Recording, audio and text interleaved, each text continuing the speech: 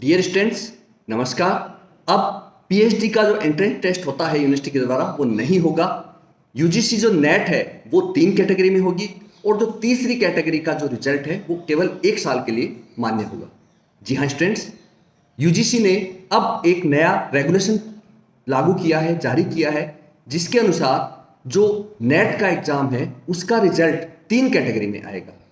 पहले कैटेगरी में जो आपको पता था कि पहले 2 कैटेगरी में रिजल्ट आता था। पहली कैटेगरी का जो रिजल्ट होता था वो जेआरएफ होता था, जो जेआरएफ और कॉलेज लेक्चरर के लिए एलिजिबल होता था। दूसरा रिजल्ट होता था वो केवल और केवल कॉलेज लेक्चरशिप के लिए एलिजिबल होता था स्टूडेंट। अब एक नया अमेंडमेंट किया है, उस अमेंडमेंट के तहत तीसरी कैटेगरी का रिजल्ट भी आएगा और तीसरी कैटेगरी का जो रिजल्ट होगा वो पीएचडी में एडमिशन के लिए भी मान्य होगा। अब जो पीएचडी अलग अलग यूनिवर्सिटी एडमिशन के लिए टेस्ट करवाती थी, जिनको कॉमन एंट्रेंस टेस्ट कहा जाता था, वो टेस्ट अब नहीं होंगे और सत्र 2024-25 से ही ये लागू कर दिया गया है।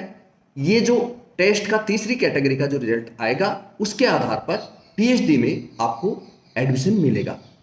और ये ध्यान रखना आवश्यक है कि ये जो स्कोर होगा आपका, वो स्कोर केवल और केवल 1 साल के लिए वैलिड होगा। उसके बाद आपको वापस नेट में शामिल होना होगा अगर आपको पीएचडी में एडमिशन लेना है, और उसके जो मार्क्स आएंगे उसके आधार पर आपको पीएचडी का एडमिशन आप उसमें ले सकते हैं। तो ये जो यूजीसी ने अमेंडमेंट किए हैं, इससे स्टूडेंट्स को फायदा होगा वो ये कि उसको यूनिवर्सिटी के एंट्रेंस टेस्ट का इंतजार नहीं करना पड़ेगा, जो कि बहुत लंबे अंतराल के बाद होता है, और बार बार एग्जाम में शामिल नहीं होना पड़ेगा उसी मार्क्स के आधार पर, और उसको पीएचडी में एडमिशन मिल जाएगा। तो ये जो टेस्ट है वो 1 साल के लिए आपको इसके जो रिजल्ट्स है वो वैलिड रहेंगे, तो ये आपको ध्यान रखना है।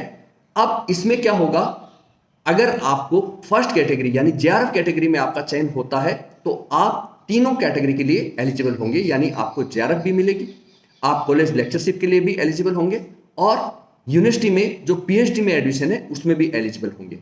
यदि आप कैटेगरी सेकंड में सेलेक्ट होते हैं तो आपको जेआरएफ नहीं मिलेगी, लेकिन आप कॉलेज लेक्चरशिप के लिए एलिजिबल होते हैं और आप किसी भी यूनिवर्सिटी में पीएचडी के प्रवेश के लिए, एडमिशन के लिए आप एलिजिबल होंगे।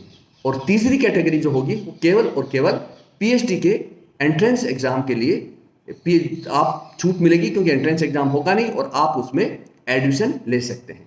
तो ये एक महत्वपूर्ण सूचना, इंपॉर्टेंट इंफॉर्मेशन थी आप लोगों के लिए कि जो विद्यार्थी न केवल जेआरएफ हासिल करना चाहते हो, साथ के साथ कॉलेज लेक्चरर भी बनना चाहते हो और पीएचडी भी करना चाहते हैं, उन्हें अब ये नॉलेज होना चाहिए कि तीसरी कैटेगरी का जो रिजल्ट आएगा उसके आधार पर आपका पीएचडी में एडमिशन होगा और आपको अब यूनिवर्सिटी के द्वारा किसी प्रकार का कोई एंट्रेंस एग्जाम नहीं लिया जाएगा। ये बहुत बड़ी राहत की बात है, क्योंकि ये बहुत लंबे टाइम तक एग्जाम नहीं होता था।